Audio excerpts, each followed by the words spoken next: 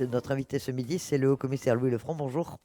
Bonjour Elisabeth. Merci d'avoir répondu à notre invitation. Ça fait longtemps que vous n'étiez pas exprimé dans les médias et c'est 4 mois, jour pour jour, après le début des violences insurrectionnelles qui ont frappé la Nouvelle-Calédonie. Alors, beaucoup de questions à vous poser, bien sûr, sur l'état des lieux, sur les conséquences de ces violences, mais aussi sur la suite. C'est ce que les Calédoniens attendent beaucoup. Alors, tout de suite, 4 mois après le 13 mai, on parle aujourd'hui d'une situation stabilisée, d'efforts de sécurisation, mais ce n'est pas encore le retour à la normale. On sait qu'il y a encore des tensions, quelques agressions, quelques violences. Quels sont les points durs aujourd'hui que vous avez identifiés aussi bien à Nouméa qu'à l'intérieur? Alors, bon, je pense qu'il faut être sincère et honnête. Vous dire que le retour à la normale, on y est, c'est pas exact. Il y a encore des problèmes que je vis avec policiers et gendarmes jour et nuit. Nouméa, c'est la vallée du Tyr et un petit peu la rivière Salée. C'est souvent là, d'ailleurs, où il y a des affrontements, où il y a des barrages. Où les policiers, plus exactement les gendarmes, qui sont aux ordres des policiers, euh, doivent vivre des affrontements et engager des colonnes de déblaiement, parce qu'il y a toujours des unités de déblaiement avec des militaires euh, qui sont aux manettes pour dégager les rues la rue de la vallée du Tyr et différentes rues de la rivière Salée. Il y a d'autres quartiers où c'est pas non plus toujours très calme. Globalement, ce sont les quartiers nord de Nouméa. Et c'est, Et Tuban, un petit peu, où il y a encore de temps alors, en temps. Ça va Tuban, mieux, Tuban. Tuban, ça va beaucoup mieux. J'y suis allé hier avec la vice-présidente du gouvernement, ça va beaucoup mieux et j'étais ravi de voir tous ces jeunes contents de se retrouver dans le même collège avec leurs enseignants et leurs parents d'élèves. Alors ça, c'est pour Nouméa. Pour le reste, c'est-à-dire tout ce qui est en zone de compétence gendarmerie nationale, eh bien, il y a d'abord la commune du Mont-d'Or avec Saint-Louis, dont on On reparlera. y reviendra forcément. Évidemment. Dumbéa aussi, à Koutio, à Pogoti, qui sont des secteurs difficiles, euh, où ça va bien pendant une semaine, et puis les 15 jours qui suivent, ça va plus du tout. Les gendarmes ont affaire à une adversité, à dire récurrente, tenace, qui vont à l'affrontement. C'est un problème. Hein, il y a un problème, en tout cas, dans cette commune. La côte Est, c'est en cours de résolution. Ça progresse pas aussi vite que ce que je souhaiterais, mais ça progresse. Je le fais bien évidemment en liaison avec les maires des communes, bon, communes quasiment toutes indépendantistes, à l'exception de celle de Kouawa, avec le maire Alcide Ponga, mais euh, lui, il a chaîne gomme à traiter. Hein. Bon, c'est pas simple. Mais toutes ces communes, c'est en cours de résolution. À Pointe-des-Mines, Il y a- c'est le maire lui-même qui vous avait demandé d'ailleurs de alors, lever les barrages, enfin, à quand il y avait Point, une opération ville c'est morte. vrai, il l'a fait par communiqué de presse, le maire de Point-d'Imier, président de la province Nord, Paul Niaoutine. Donc, c'est quasiment terminé. Hein. Tous les barrages ont été évacués. Ils ont été évacués non pas dans sa commune, mais une commune voisine, c'est-à-dire de l'autre côté, sur la côte ouest, à Koné. Alors, il y a pas mal de dépôts comme ça, temporaires, sur les communes de la côte ouest, où il y a de la ferraille, des carcasses de voitures, etc. Et au fur et à mesure, ou plutôt simultanément, on évacue ces zones de dépôt temporaires de carcasses de véhicules vers la zone dite de Ducos, qui appartient à la province sud, où il y a déjà des milliers de carcasses de voitures. Et aujourd'hui, on en est à 80 000 mètres cubes de bois, de ferraille. Enfin, c'est assez Même ce qui est incroyable. enlevé dans la province nord, on l'amène à Ducos. Voilà, Les carcasses de voitures aussi, on on regroupe regroupe. tous les débris, toutes les carcasses de véhicules, toute la ferraille, parce qu'il va falloir s'en occuper et voir comment on traite tout cela et pour éviter d'autres problèmes de nature atteinte à l'environnement. Donc tout est regroupé là-bas. Donc c'est une opération en cours. Donc on évacue les barrages sur les communes de la côte Est en liaison avec les maires. Il faut que les maires s'engagent et me le demandent. Hein. À Thio, le maire me l'a demandé. On s'est engagé. Le cœur de bourg de Thio a été libéré. Après, bah, il y a eu des affrontements. On sait comment ça s'est terminé. Moi, je le fais en parfait accord avec le maire. Je sais très bien que dans ces communes, il y a des cellules de coordination action sur le terrain qui sont très agressives, qui n'hésitent pas à aller au contact. Euh, Moi, je le fais en liaison avec les maires. Donc, les actes de circulation, bien évidemment, il faut les dégager. Ça impose l'engagement de moyens de déblaiement, ce qu'on appelle des colonnes de déblaiement, des camions, des chargeuses, qui sont aux mains des militaires, pour l'essentiel des sapeurs-pompiers, d'unités militaires d'intervention de la sécurité civile, des forts MISC, de la brigade des sapeurs-pompiers de Paris, du bataillon des marins-pompiers de Marseille. Donc tous ces militaires sont à pied d'œuvre. Ils m'ont dit hier matin, je suis allé voir, qu'ils progressaient à hauteur de 5 à 10 km par jour. Donc dès qu'on engage ces moyens, ça dégage, quoi. Donc quand il y a du bois, il y a beaucoup de végétaux, de bois. Ils tronçonnent, ils donnent ça aux habitants des communes concernées. Et quand c'est de la ferraille, on charge dans les camions et on l'évacue vers les zones de dépôt temporaires qui sont situées sur les communes de la côte ouest pour les évacuer in fine, comme je vous l'ai indiqué, Elisabeth, sur la zone de Ducos qui appartient à la province sud. Non, monsieur le commissaire, vous savez, c'est la question que tout le monde se pose et qu'on vous pose régulièrement. Pourquoi ça prend autant de temps? Ça fait 4 mois aujourd'hui. Vous avez des forces de l'ordre, enfin, il y a des forces de l'ordre sur le territoire qui sont en nombre jamais vu. On parle même de renforts supplémentaires, vous pouvez peut-être nous le confirmer. Et pourquoi on n'y arrive pas? On y Enfin, arrive. On y arrive, mais pourquoi Non, mais on y arrive. Pourquoi Non, ça on y prend arrive, aussi longtemps? On va parler de Saint-Louis dans un instant, non, mais enfin, globalement. Je ne vais pas vous dire, les Calédoniens, vous êtes tous très impatients, mais je le comprends. Moi, le premier, moi, j'aimerais que ce soit réglé en quelques jours. Mais ça prend du temps, ça prend du temps. On va revenir sur Saint-Louis et le Mont-d'Or, mais ça prend beaucoup de temps. La Nouvelle-Calédonie, la Grande Terre, c'est très très grand. Bah, vous savez très bien, ça fait 400 km. Il y a une épine dorsale, ça s'appelle la Grande Chaîne au milieu. Il y a la côte ouest, il y a la côte est. Il faut...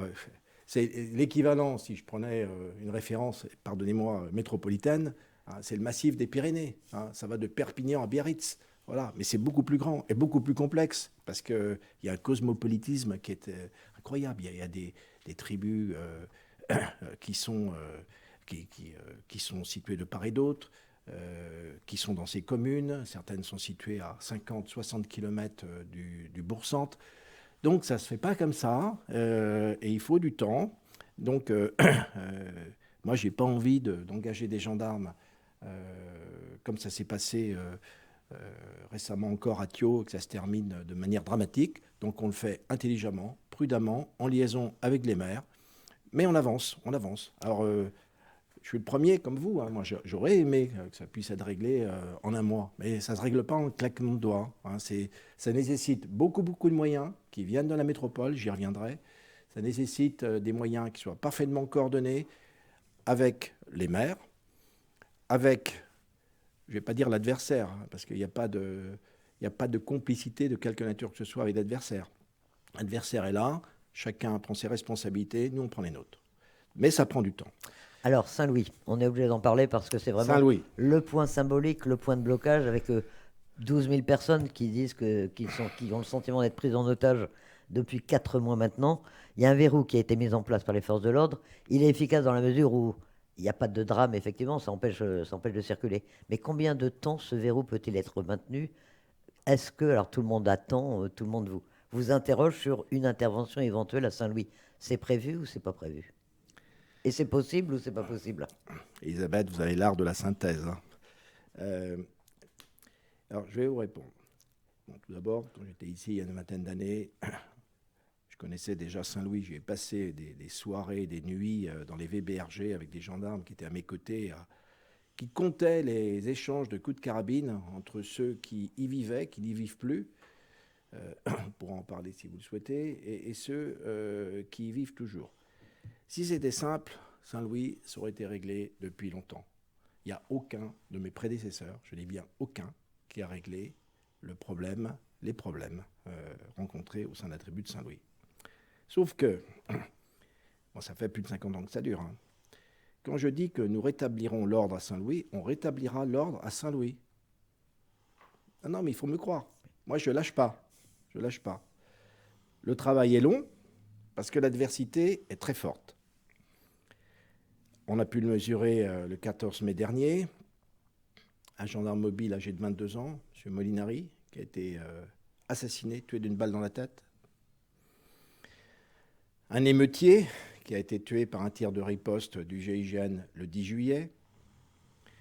Pour vous donner quelques éléments, les tirs sur les forces de l'ordre depuis le 13 mai dernier, c'est 313 tirs d'armes très puissantes, c'est des calibres importants, hein, 7,62, 300 Winchester Magnum, voire supérieurs. Sur ces gendarmes, ce sont des carjackings dont était victime la population du Mont d'Or. On en est à 65. 34 ont été commis avec usage ou menace des armes, avec des équipes qui sont d'émeutiers, d'agresseurs, qui sont embusqués, qui attendent que le véhicule passe, qui braquent celui qui est au volant, ses passagers, et qui les somment d'en sortir pour voler leur véhicule, ensuite le piller, l'incendier. C'est terrible tout ça. Donc, ce n'est pas un verrou qu'on a mis en place, c'est deux. Un en amont, un en aval, du segment de la route provinciale qui traverse la tribu. Voilà ce qu'on a fait. Et pourquoi ? Pour protéger tout simplement les automobilistes qui empruntaient cette route provinciale en toute quiétude pour se rendre à leur travail, pour se soigner, pour amener les enfants à l'école, pour tous les besoins de la vie quotidienne, aller faire leurs courses, voilà. Donc, on a mis en place ce verrou nord, ce verrou sud, sur ce segment de la route provinciale, dans une logique de protection des populations concernées. Alors, évidemment, ça contraint ceux de la tribu. Mais ceux de la tribu... Ils ont fait un recours contre vous, d'ailleurs. Ils ont fait des recours. Ils ont le droit de faire tous les recours qu'ils veulent. C'est la justice qui... c'est comme ça, dans notre pays. On est en état de droit, donc c'est la justice qui décide. Ils peuvent continuer s'ils le souhaitent. Moi, je suis dans une logique de sécurité des personnes. Il n'y a pas d'atteinte à la liberté de circulation des personnes, tout simplement parce qu'à l'intérieur de la tribu, ils peuvent se déplacer. D'ailleurs, certains se déplacent en véhicule. Ils peuvent même franchir le verrou, mais à pied, pas avec leur véhicule. Pour une raison simple, c'est que moi, je ne veux pas voir des gens de la tribu qui reviennent dans la tribu avec des armes et des munitions. C'est notre sujet, là, en ce moment. L'effet majeur que moi je recherche, il est simple, c'est rétablir la libre circulation sur la route provinciale. C'est ma priorité. Mais je veux le faire en toute sécurité. Moi, je ne veux pas réouvrir cette route et exposer à un danger quelconque des automobilistes du Mont d'Or qui la prennent et qui seraient victimes de carjacking. Voilà. Donc, on a engagé un travail d'investigation judiciaire qui est sous l'autorité du procureur de la République. C'est un travail minutieux. Il s'agit de repérer des individus qui, dans l'ensemble, sont tous d'anciens repris de justice, qui ont commis des homicides, il faut le dire, voilà, qui ont commis des homicides et qui sont prêts de nouveau à en commettre d'autres. Donc, on s'occupe de tous ces individus. On le fait avec les moyens d'investigation qui sont ceux de la gendarmerie nationale, et avec des équipes d'intervention qui sont celles du GIGN. Ça nécessite beaucoup de moyens. Quand ces gendarmes s'engagent au sein de la tribu, au cœur de la tribu, pour procéder à une interpellation, ce n'est pas sans risque. En général, ça se fait de nuit. Mais ça peut se faire aussi de jour. Je ne vais pas dévoiler le mode d'action à ceux que les gendarmes appellent naturellement nos adversaires. Mais la détermination, c'est celle-là. Et tous ces individus seront interpellés d'une manière ou d'une autre. Le plus simple pour eux serait qu'ils se rendent. C'est un appel que vous lancez ou qu'il leur est lancé C'est un appel que je leur lance, que je lance aussi aux autorités coutumières avec lesquelles nous sommes en contact. C'est un appel que je lance à leurs parents. Parce que s'ils ne se rendent pas, là on change de posture. C'est qu'ils ne veulent pas se laisser faire. C'est qu'ils sont prêts à aller au contact. C'est qu'ils sont prêts à un affrontement avec les gendarmes du GIGN. J'ai eu beaucoup de moyens d'observation, beaucoup de moyens humains du GIGN Paris, Satori, qui sont arrivés là. Ils seront tous interpellés. Ils seront tous interpellés. Je ne peux pas vous dire au jour près. Voilà. On va tous les interpeller. Et vous voulez libérer la circulation sur je veux libérer la circulation sur cette route provinciale. On est impatients et les Sud-Mondoriens aussi. Il y a un délai, vous êtes fixé un délai ou vous voulez rien dire parce que forcément dans ce genre d'opération il faut rester discret, on imagine, mais ça va être fait quand même dans les semaines qui viennent. Pour moi, le plus vite possible. J'aimerais bien pouvoir vous donner un délai, mais encore une fois, si c'était simple, je pourrais vous donner un délai. Je pourrais vous dire, allez, le 24 septembre, jour au hasard, ça va être réglé. Mais non, on fait tout, croyez-moi, pour réouvrir cette route provinciale. Je sais qu'il y aura des automobilistes qui vont hésiter à la prendre quand on leur dira « ça y est, c'est bon, vous pouvez la prendre ». Et je comprends, hein, qui peuvent appréhender de la prendre. Donc il faudra également maintenir parallèlement les navettes maritimes. Et maintenir de la protection aussi des forces de l'ordre, on Et imagine. maintenir, bien évidemment, la protection des forces de l'ordre.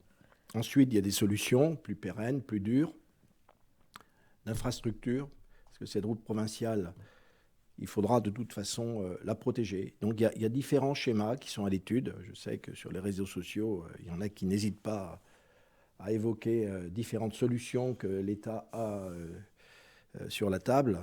Bon, ils en prennent la responsabilité. Mais on réfléchit à sécuriser durablement cette route provinciale qui traverse la tribu de Saint-Louis. Ce n'est pas normal que des gens qui prennent leur voiture, pour des raisons dont je vous ai parlé, voient leur vie en danger, ou on leur vole leur véhicule, qui peut être d'ailleurs leur outil de travail. Ce n'est pas normal, tout cela.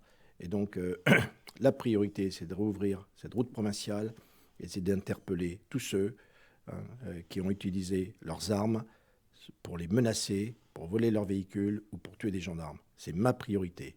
C'est la priorité de la gendarmerie nationale en Nouvelle-Calédonie. Ah, monsieur le commissaire, vous le disiez, l'ordre public n'est pas encore rétabli complètement en Nouvelle-Calédonie, 4 mois après le 13 mai. Et puis on relève un nouveau phénomène depuis quelques jours, quelques semaines peut-être, avec de nombreux feux de brousse dont beaucoup sont intentionnels.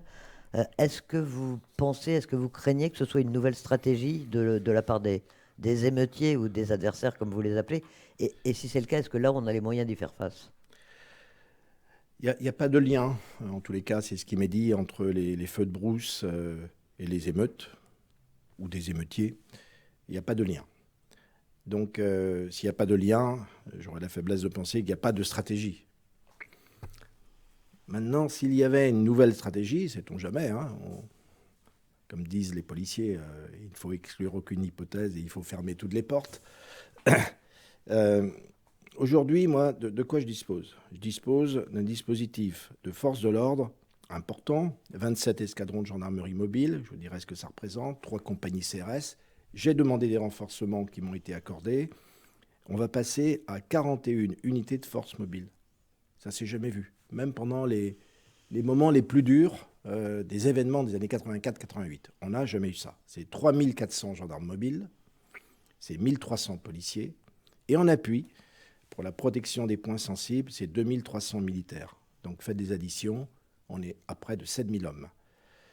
Ce sont des militaires qui viennent de la Légion étrangère, du régiment étranger de cavalerie, du régiment étranger d'infanterie, du 35e régiment d'infanterie de Belfort, ça ne sont pas des légionnaires, ce que les légionnaires appellent la régulière.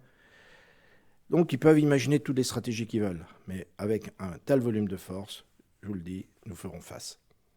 Alors, vous faisiez allusion, il y a dans 10 jours maintenant, pratiquement la date du 24 septembre.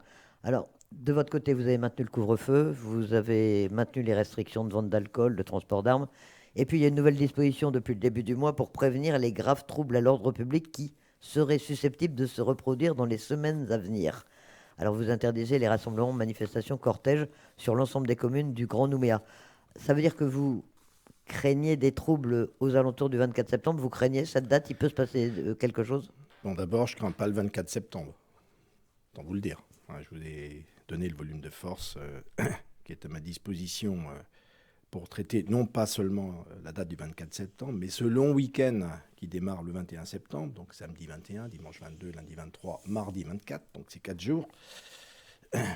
C'est totalement intégré. C'est aussi la raison pour laquelle, dans les arrêtés que j'ai été amené à prendre, tout d'abord un arrêté que je qualifierais un bon arrêté, c'est l'arrêté du couvre-feu que les maires partagent. Hein. Donc de 22h à 5h du matin, du lundi 16 septembre, pas très loin, jusqu'au samedi 21, hein, donc 5h. De 18h à 6h du matin du samedi 21 au mardi 24 inclus, 18h à 6h. C'est un petit peu pour séparer l'ivraie du bon grain. Ceux qui n'ont rien à faire la nuit, les gendarmes ou les policiers leur tombent dessus alors qu'il y a le couvre-feu. Donc le week-end du 24 septembre, ce sera à 18h. Voilà, vous allez ramener voilà. Ça, c'est pour le couvre-feu. Ensuite, le rassemblement. Donc, le domaine qui est visé, c'est le domaine public. Je sais qu'il y a eu beaucoup de questionnements. Sur les marchés, sur les Voilà, manifestations voilà. sportives. Alors, c'est sur le domaine public, mais je n'interdis absolument pas les manifestations d'activités sportives. Elles peuvent être autorisées. Les marchés peuvent être autorisés. Et puis tous les rassemblements qui relèvent d'usages locaux, qui ne sont pas évidemment de nature revendicative. Donc j'ai eu, par exemple, une demande venant du président du Sénat coutumier, qui me demandait la libre disposition de la place du Moika le 24 septembre pour faire un rassemblement. Bah, écoutez, je suis prudent, donc je lui ai dit non. Je lui ai dit la place du Moika, c'est non.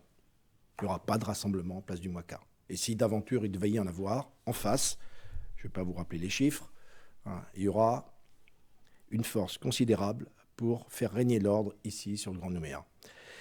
Il va pouvoir, s'il le souhaite, là c'est domaine privé, organiser dans l'enceinte même du Sénat coutumier un rassemblement, je le lui ai dit, mais nous on va veiller à ce que les choses se fassent dans l'ordre, en toute sécurité, pour les populations riveraines, et ça se fera en étroite relation et coordination avec la police nationale.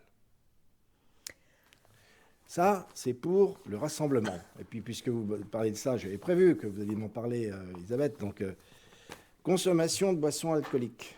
Bon, ou fermentées. Donc, sur la voie publique, évidemment, c'est interdit. La vente de boissons alcooliques ou fermentées à emporter en débit de boissons de 3e et de 5e classe, donc tous ceux qui en vendent, on voit très bien de quoi il s'agit, c'est interdit sur l'ensemble du territoire de la Nouvelle-Calédonie. Les armes, le port, le transport, l'utilisation d'armes à feu ou de munitions sans motif légitime, et tout objet qui peut être de nature à constituer une arme au sens d'un article 132 du Code pénal, interdit en Nouvelle-Calédonie. La vente au détail et le transport de carburant, de produits combustibles ou corrosifs dans des récipients, dans des jerrycans, également interdits. Et tout ça du lundi 16 septembre pour une durée limitée jusqu'au mardi 24 septembre inclus. Voilà. Donc je suis prudent. Voilà. Et puis je prends des mesures et je demande à la police nationale et à la gendarmerie nationale de faire en sorte que ces mesures soient respectées. Et si elles ne sont pas, eh bien, de faire leur métier, leur travail vis-à-vis de ceux qui ne respecteraient pas ces mesures prises par arrêté du haut-commissaire. 24 septembre sous surveillance, donc. Monsieur le commissaire, avec le recul aujourd'hui, il y a eu la sidération du 13 mai et de la semaine qui a suivi. Est-ce qu'aujourd'hui on a compris ce qui s'est passé? Est-ce qu'on a eu le temps de se poser un peu et de voir qui étaient les vrais commanditaires de cette insurrection, comment les choses se sont organisées et pourquoi on n'a rien vu venir? C'est trop tôt déjà, c'est trop tôt encore ou est-ce que déjà on a quelques éclaircissements? Vous avez reçu à plusieurs reprises le procureur de la République qui vous a parfaitement expliqué tout cela et avec lequel je suis en liaison constante, tout en respectant bien évidemment la séparation des pouvoirs. C'est un travail minutieux d'enquête, d'investigation, c'est un travail d'investigation judiciaire. C'est comme un puzzle. Une fois que les pièces du puzzle sont toutes assemblées, eh bien, on peut effectivement interpeller ceux qui sont des commanditaires. Alors, il y en a qui se sont fait connaître, qui sont actuellement en prison, certains en métropole, d'autres au camp Est, ici à Nouméa. Mais il y en a d'autres. Donc le puzzle se construit. Mais on ne lâche rien. On dit que la justice est lente, mais la justice aboutit. Donc on est là. Donc il y aura d'autres interpellations, même s'il y a une séparation des pouvoirs et que vous ne pouvez pas nous en parler aujourd'hui. Exactement. Il y a l'ordre public, il y a aussi beaucoup d'autres sujets sur lesquels on aimerait vous entendre, monsieur le commissaire, notamment sur tout l'aspect économique, puisque ces violences ont provoqué un véritable effondrement de l'économie calédonienne. Est-ce que vous êtes inquiet sur ce plan-là? Quel diagnostic faites-vous? On a l'impression que tous les secteurs sont touchés, c'est un peu un jeu de domino et que personne n'est épargné. Alors, il y a beaucoup de secteurs qui sont touchés. Il n'y en a que deux qui, à ma connaissance, ne sont pas touchés. L'hôtellerie, parce qu'il faut bien héberger toutes les forces de l'ordre qui ont été acheminées sur l'archipel. Il n'y aura pas assez de chambres d'hôtel à ce rythme-là. Bon, on verra. Et puis ensuite, la sécurité privée. Il y a beaucoup de sociétés de sécurité privée qui se sont créées ou qui se sont étoffées pour des raisons que chacun imagine aisément Bon, c'est un secteur qui n'est pas touché, chacun le comprend. Pour les autres secteurs, malheureusement, oui, l'économie calédonienne a été durement touchée. On considère que c'est à peu près 15% du PIB, le production intérieure brute, qui a été directement impacté par ces émeutes qui ont abouti à des destructions partielles ou totales de commerce, à peu près 47 à 50%, des services, des entreprises du bâtiment et travaux publics, 10%, et puis différentes industries qui permettent de dire que voilà, un grand nombre d'activités économiques ont été directement impactées par ces émeutes. La quasi-totalité dans le Grand Nouméa. Rien que Nouméa, c'est les 2 tiers des dégâts. Dumbéa, 20%. Mont-d'Or, 8%. Mont-d'Or a été un petit peu moins touché. Païta 5, mais Païta, il y a beaucoup d'infrastructures publiques qui ont été dévastées, de commerce sur la partie centre-ville. C'est impressionnant. Et donc, ma pensée va évidemment à toute la population de ces différentes communes, à leurs élus, à leurs maires, avec lesquels je suis en contact régulier. Tous ces commerces, toutes ces entreprises ont été détruites entre 75 et 100%. C'est considérable. Donc, c'est vrai que c'est un choc qui est extrêmement dur pour l'économie calédonienne. Nombre d'entreprises, on les estime à peu près à 750, de ce que nous en savons, des dossiers qui nous remontent via les chambres consulaires, via aussi les assurances. Il y a un certain nombre d'entreprises, un grand nombre d'entreprises qui ont été touchées indirectement. Il y a des entreprises qui n'ont pas été détruites, ni totalement ni partiellement, mais qui ont dû interrompre leur activité, parce que leur activité était étroitement liée à celles qui ont été détruites. Donc avec des pertes de chiffre d'affaires. Des pertes de chiffre d'affaires, pour certains, totales. Et on en évalue le nombre aujourd'hui à 1375, qui viennent en plus de ces 750 entreprises qui ont été détruites partiellement ou totalement. Vous faites des additions, vous voyez, on est à plus de 2200 entreprises qui ont été directement concernées par ces émeutes. C'est extrêmement grave ce qui s'est passé ici dans le Grand Nouméa. Bon, ça représente, ça a été chiffré là aussi, mais ça reste une estimation. On est à 1,2 milliard d'euros de dégâts causés dans le secteur privé du territoire. Comme je vous l'ai dit, c'est essentiellement le Grand Nouméa. Bon, il y a aussi toutes les infrastructures publiques qui ont été concernées. Il y a eu beaucoup de dégâts de ce côté. On considère qu'il y a à peu près 1 milliard d'euros de dégâts. Donc, je vous laisse, vous qui êtes de la spécialiste, faire la transformation en francs Pacifique. C'est des chiffres qui sont énormes. Et puis, ça se traduit malheureusement par des pertes de recettes fiscales, de recettes sociales. Donc, ça impacte directement les collectivités publiques calédoniennes. Donc la collectivité, la première d'entre elles, Nouvelle-Calédonie, gouvernement et congrès.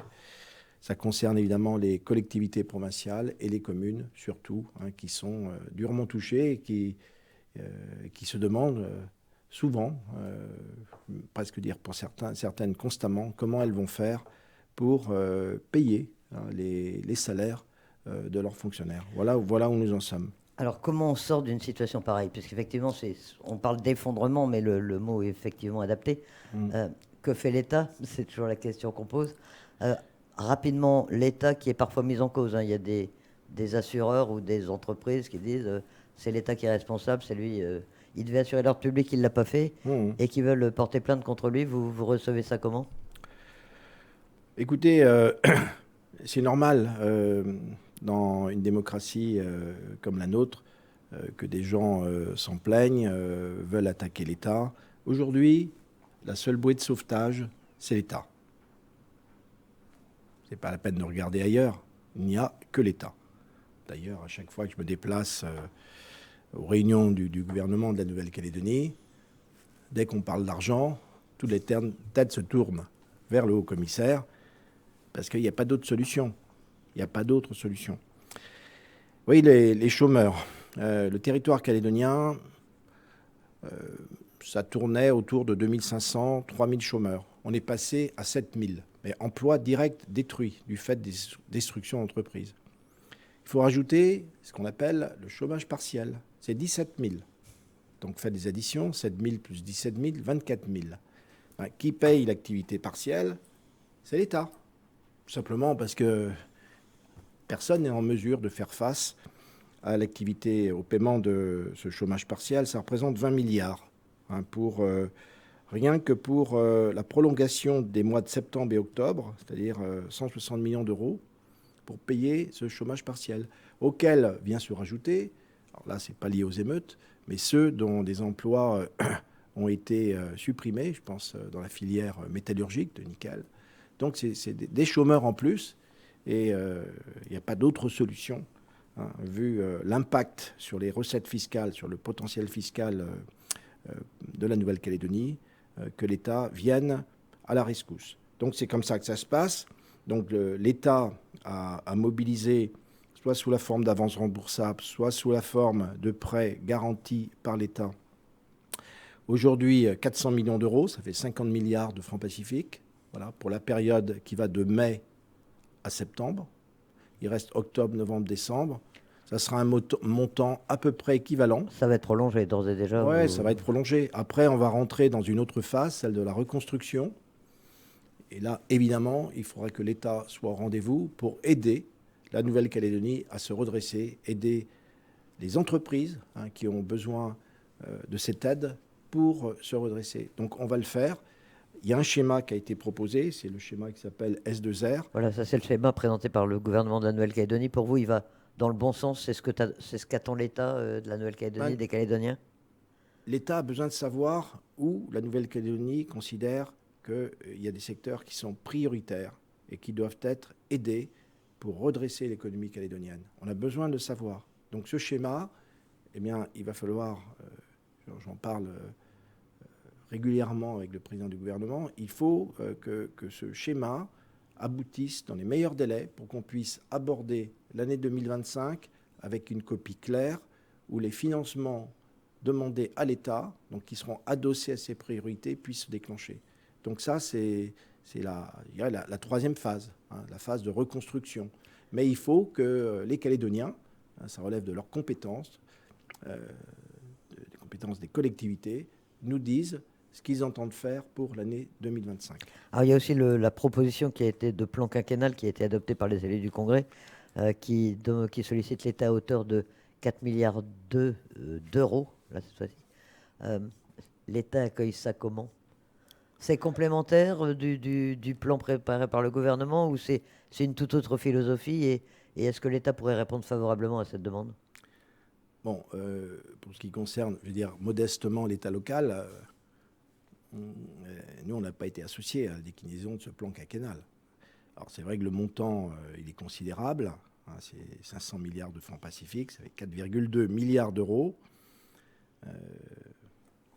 Comme nous tous, comme vous tous, j'ai entendu que ça a été soumis au vote des élus du Congrès, qu'il y a des élus d'une formation politique qui s'est abstenue. Bon, nous, on a tout ça, évidemment, pour ce qui concerne l'État. J'ai noté qu'il y avait quand même une certaine convergence réelle des groupes politiques du Congrès pour valider ce plan quinquennal. Alors écoutez, on est dans une situation au niveau national où il n'y a pas de gouvernement. Il y a un Premier ministre qui a été désigné. Je ne connais pas les ministres, membres de ce gouvernement. Bon, comme vous tous, j'espère que ça va se régler rapidement. Mais moi, je ne vais pas répondre à leur place. Ce plan, il va falloir qu'il soit évoqué auprès des autorités ministérielles nationales. Et puis ensuite, ça sera au gouvernement central d'y répondre. Alors, on parle aussi d'investissement public pour aider à la reconstruction. C'est le président de la République qui en a parlé avec la présidente de la province sud, notamment. Est-ce que là aussi, les secteurs sont déjà identifiés ou est-ce que c'est des projets pour la phase ultérieure quand on sera vraiment, quand on sera sorti de cette période d'aide d'urgence? Ça relève entre autres du schéma S2R. Il faut qu'on nous dise où l'État doit accompagner financièrement les collectivités calédoniennes, l'économie calédonienne. Il y a une annonce qui avait été faite par la ministre déléguée en charge des Outre-mer, Marie Guévenoux. Elle était avec Bruno Le Maire. Elle avait annoncé une aide de l'État pour la reconstruction assurée financièrement par l'État en intégralité des écoles, collèges et lycées. Bon, il y a le lycée Pedro Attiti, dont chacun sait qu'il a été très très abîmé, mais il y a aussi des écoles. Il y en a 19 qui ont été détruites. Malheureusement, à Païta, il y en a eu plusieurs. Eh bien, on considère, nous, d'emblée, que les écoles, c'est prioritaire. Mais il faudra que tout ça apparaisse dans ce schéma. Il faut nous le dire. Donc, plus vite on aura de visibilité sur ce schéma, plus vite on sera en mesure d'accompagner financièrement, de soutenir l'économie calédonienne, de soutenir les collectivités calédoniennes qui en ont besoin. Mais dans le même temps, l'État, les premières aides qu'il a accordées ou qu'il accorde sont conditionnées à des réformes. Ça va au-delà du plan. C'est vraiment des réformes structurelles de l'économie calédonienne et on se demande si actuellement la classe politique est capable de lancer des réformes. C'est une condition sine qua non. Alors, j'en entends beaucoup parler, effectivement, auprès de tous ceux qui vous rencontrent au sein des formations politiques. Bien évidemment, la situation est telle que évoquer ne serait-ce que le mot réforme est presque considéré comme une insulte. Et pourtant, il va falloir quand même le faire. Il y a des réformes dont j'espérais qu'elles puissent aboutir. Il y avait la réforme du RUAM. Il y avait des fonds qui avaient été mobilisés en arbitrage interministériel et sous la forme de subventions. Alors, ce n'était même pas une aide remboursable, c'était une subvention. Voilà, ça n'a pas pu être bouclé. Dommage. Avec 2 avenants de 2 fois 3 mois que j'ai signés avec le président du gouvernement, parce que ça aurait dû être bouclé au 31 décembre 2023. Alors vous allez me dire, ouais, mais le RUAM, maintenant, pour les patentés, qui sont très concentrés sur le Grand Nouméa, comment fait-on ? La situation est forcément changée. Oui, il aurait fallu la faire, celle-là. Bon. Il y a le logement social, bon, il y a des choses à faire. Vous savez, en ce moment, quand je vous parle de l'engagement des forces de l'ordre, qu'est-ce que je constate ? Les forces de l'ordre, elles sont toujours engagées dans le Grand Nouméa. C'est soit à proximité de secteurs où il y a du logement social, ou il y a des squats. C'est toujours là que ça se passe. Alors, il y a peut-être une réflexion à conduire là, en matière de logement social. Je ne vais pas aller dans un domaine qui ne relève pas de la compétence de l'État, parce que nous, on va ne faire que donner les sous.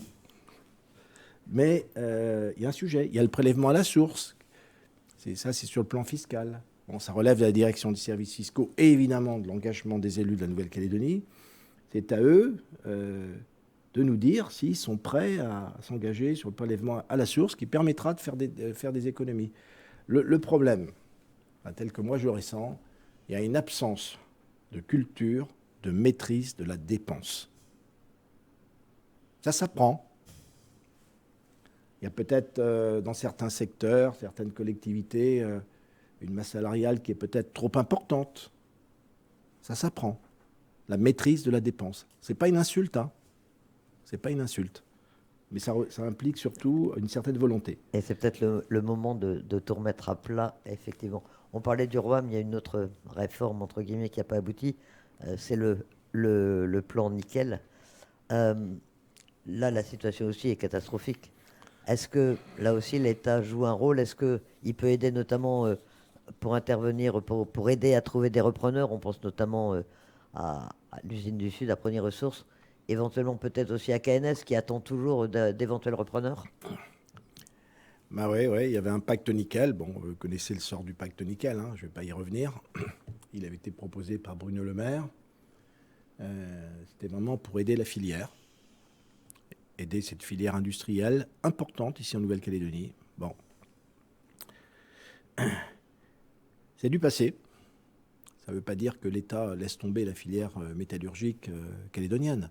Ça veut surtout dire que le sujet est entier, avec une entreprise qui était celle du rééquilibrage, KNS, qui avait d'autres noms. Je me souviens, à une époque aujourd'hui révolue, quand c'était Falcon Bridge, le groupe canadien, ensuite repris par le groupe suisse-américain Xstrata, qui s'était intéressé à cette usine dite du Nord. Eh bien, cette usine, voilà, et c'est arrêté. Les fours, sont froids. Un four, c'est 100 millions d'euros. Quand même. Ça fait 12 milliards. C'est énorme. Donc il y en a 2 qui sont froids. J'entends parler, oui, effectivement, de repreneurs. Donc, si ça se précise, s'il y a des repreneurs qui ont une surface financière suffisante, parce que c'est quand même des investissements financiers considérables. Il faut être capable d'absorber, non pas les hausses du cours du nickel, mais surtout les chutes du cours du nickel. Puis en ce moment, comme vous le savez, le marché du nickel, il est fait entre l'Indonésie, où les coûts de production sont extrêmement faibles, et la Chine, qui est le principal demandeur.